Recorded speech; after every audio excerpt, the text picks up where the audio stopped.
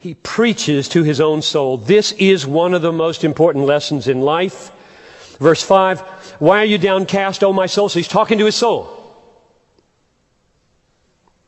Why are you downcast, O my soul? Why are you in turmoil within me? Hope in God, for I shall again praise him, my salvation and my God. That's a crucial lesson to learn. Let me read you a paragraph from Martin Lloyd-Jones' book. It is so powerful. Just when I read this paragraph years ago, I thought, gotta do that, gotta do more of that. Here's what he wrote.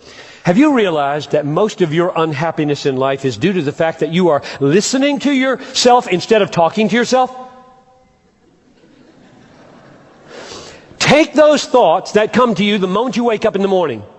You have not originated them, but there they are, talking to you. They bring back the problems of yesterday. Somebody's talking. Who's talking? Yourself is talking to you. Now, this man's treatment in Psalm 42 was this. Instead of allowing this self to talk to him, he starts talking to himself. Why are you cast down, O my soul? He asks.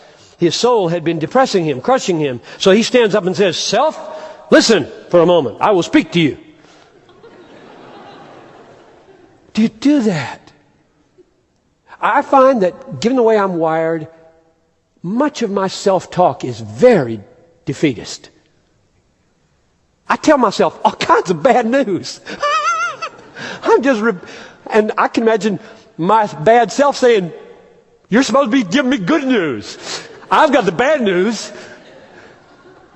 And I team up with my old self and say some more bad news. He's got bad news, I got bad news, and no wonder we get discouraged. And so here we are on this side of the cross. Jesus has come.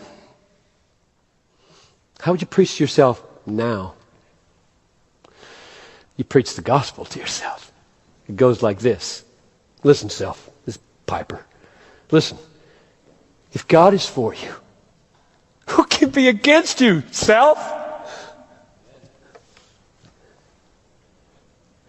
He who did not spare his own son, but gave him up for you, self, will he not with him freely give us all things? Who shall bring any charge against you, God's elect? It is God who justifies, self. No, it's Jesus who died, yes, who was raised, who is at the right hand of God, who intercedes for you, self. What can separate you, self, from the love of God? If there's ever a reason for memorizing Psalm 8, it's to turn it into self-preaching. To preach to yourself, because those words are dynamite for deliverance from 100 circumstances.